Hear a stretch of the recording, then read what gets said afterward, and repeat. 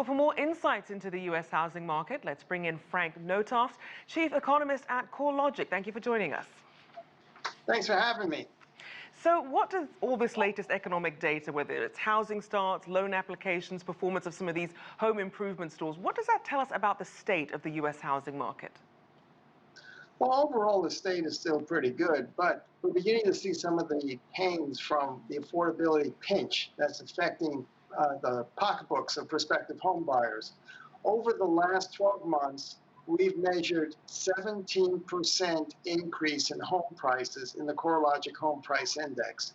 What that means for a prospective home buyer is that their nest egg, the savings that they need in order to buy, is approximately 17% bigger now than it was last year. For a first-time home buyer in particular, that can be very, very challenging to amass that additional funds needed for the down payment, for the closing costs, and for having some cash reserves. So that erosion of affordability is starting to impact overall home sales and housing activity. So then as we look at those home sales, have home buyers really changed their tune on what they're prepared to spend and the types of homes that they want?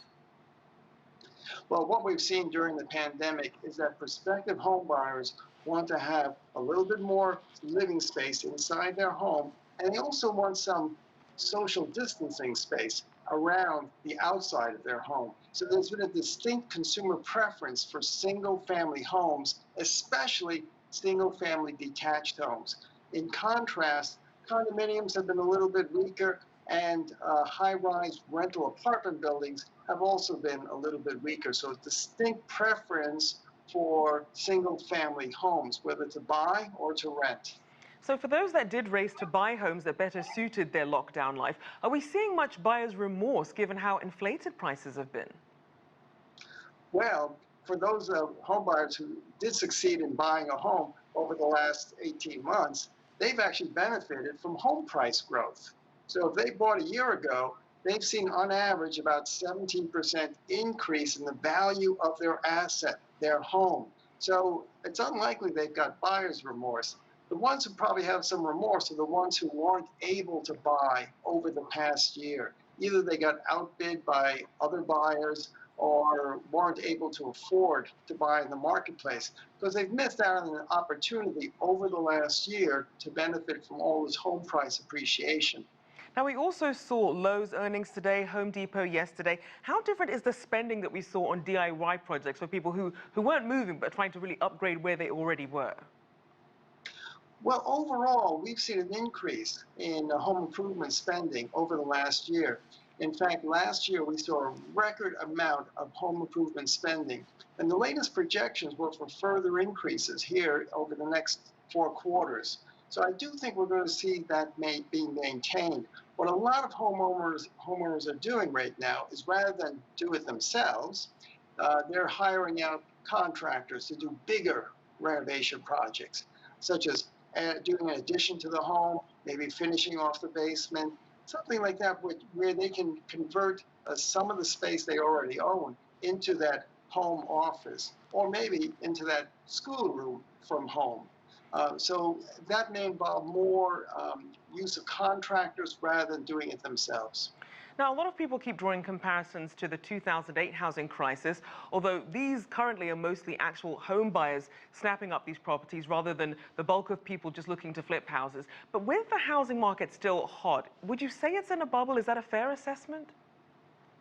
I don't think it's in a bubble. It's a very different market from what it was back in 2005 and 2006. And you're absolutely right. In 2005, 2006, we saw a lot more speculative fervor in the marketplace. We don't really see that in the market today.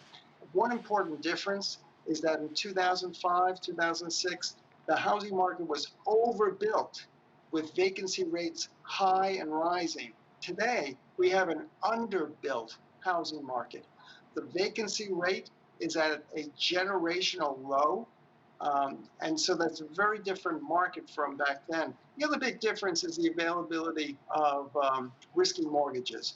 Back in 2006, we had widespread availability of subprime mortgages and no doc mortgage loans.